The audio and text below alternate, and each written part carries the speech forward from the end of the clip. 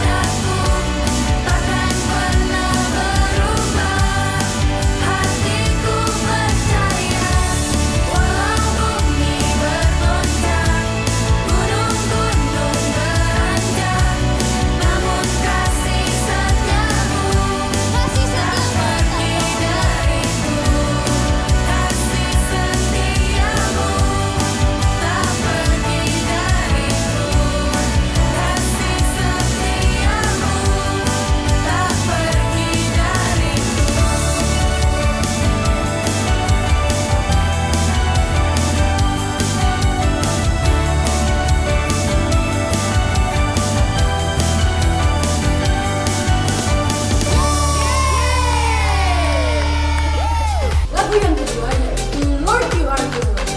Kita lebih semangat lagi dan ikuti gerakan-gerakannya. Yeay, let's go!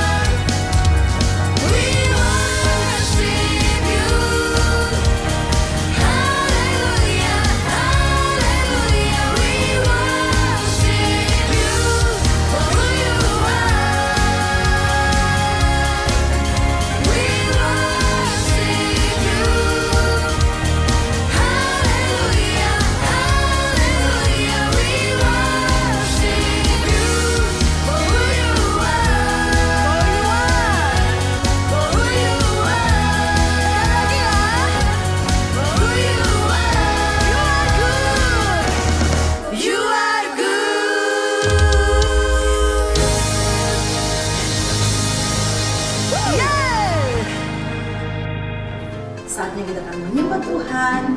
Siapkan hatimu, siapkan hidupmu. Kita menyanyi lagu Rohmu yang Hidup. Rohmu yang hidup penuhiku, mengalir dalamku. Jiwaku tenang bersamamu dalam naunganmu. Kita nyanyi sama-sama, kita buka hati kita untuk jamahan Tuhan. Ku buka hati untuk jamahan-Mu, berserah penuh di hadirat-Mu. Kau ambil alih seluruh hidupku di altar-Mu, menyembah-Mu. Kita menyembah Yesus.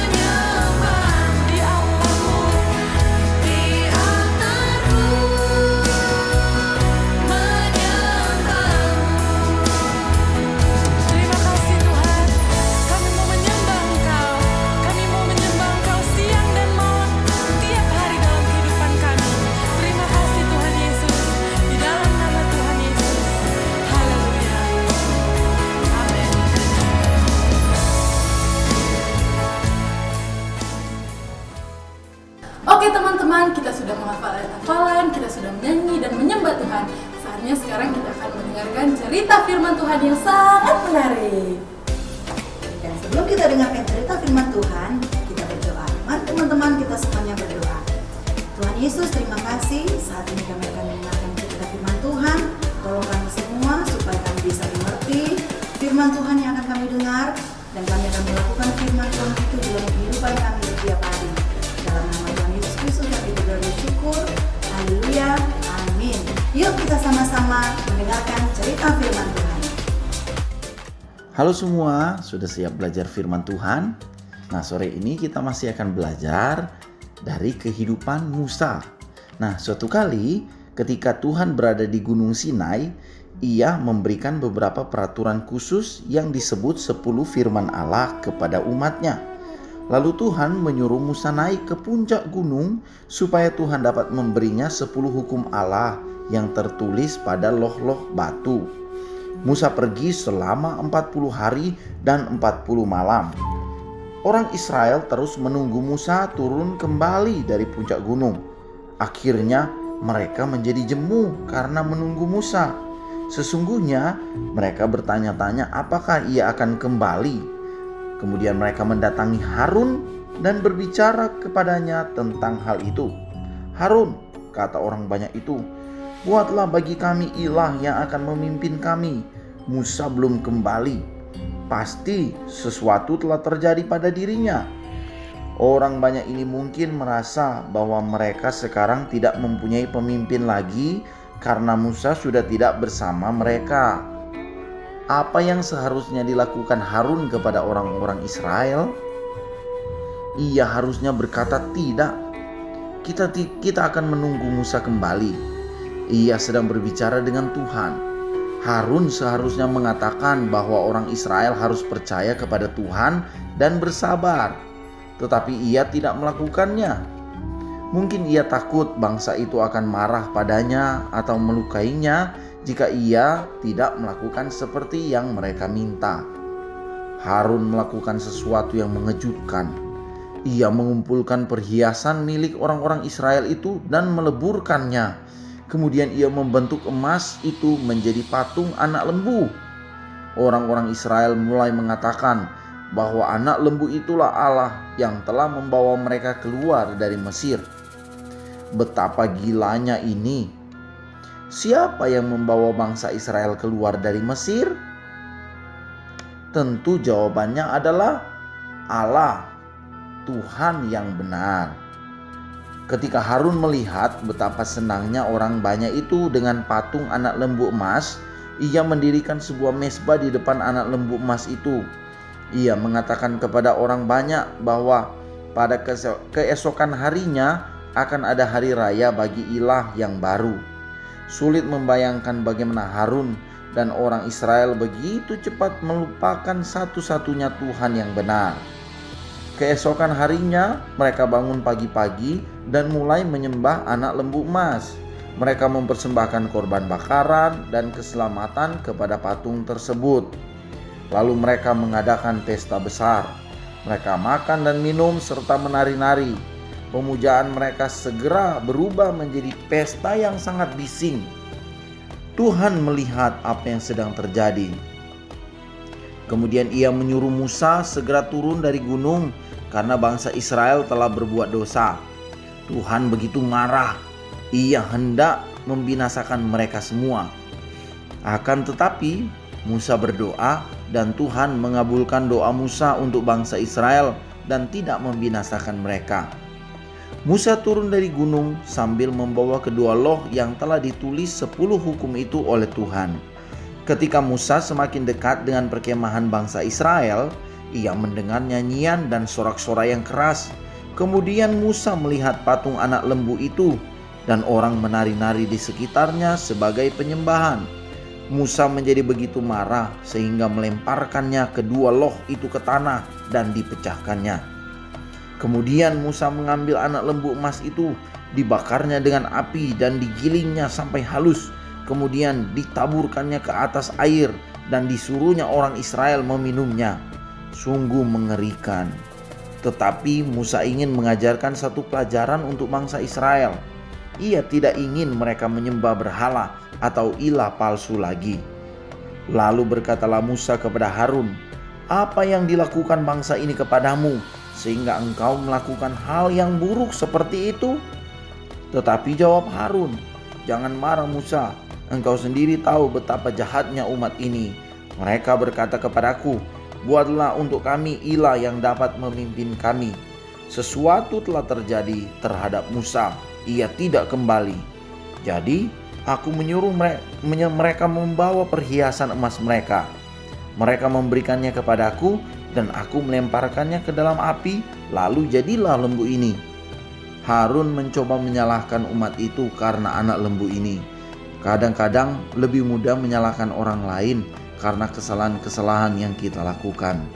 Tetapi Tuhan tahu hal yang sebenarnya. Lebih baik kita jujur dan menerima salah bila kita telah melakukan kesalahan.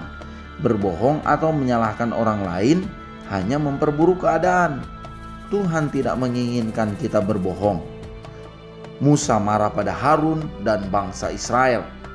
Ia berdiri di pintu gerbang perkemahan serta berkata, "Siapa yang memihak Tuhan, datanglah kepadaku." Orang yang pergi dan berdiri dekat Musa itu aman. Mereka menyesal karena kesalahan yang mereka lakukan.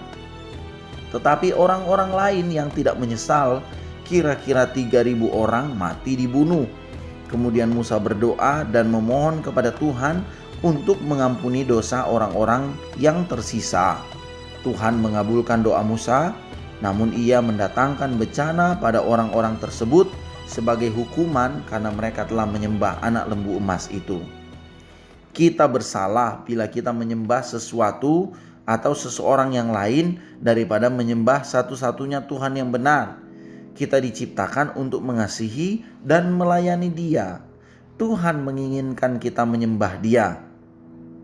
Sekalipun kita tidak benar-benar membungkukkan diri di hadapan sesuatu benda atau menyembahnya seperti yang dilakukan bangsa Israel, ada banyak hal di dalam kehidupan ini yang dapat menjadi lebih penting daripada kita menyembah dan melayani Tuhan.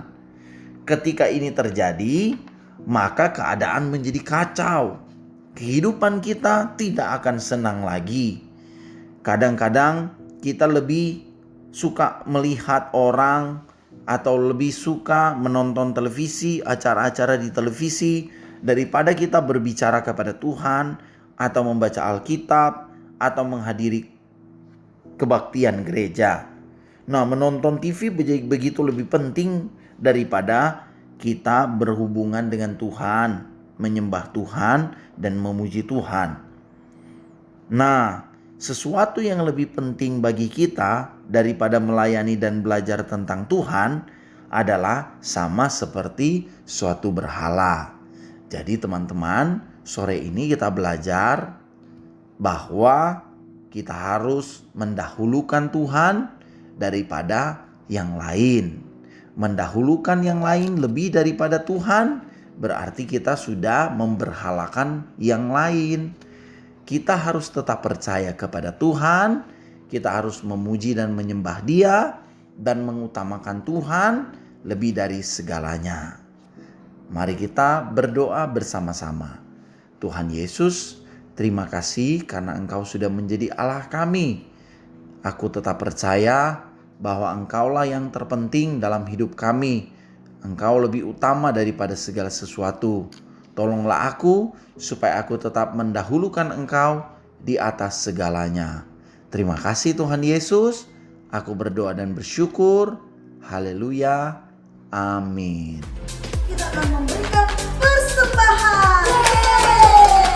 Sembahan teman-teman bisa diberikan di gereja masing-masing. Excellent Kids kita kali ini sampai di sini dulu. Dan Jangan lupa untuk like, juga share ke teman-teman kamu dan subscribe. sampai jumpa minggu depan.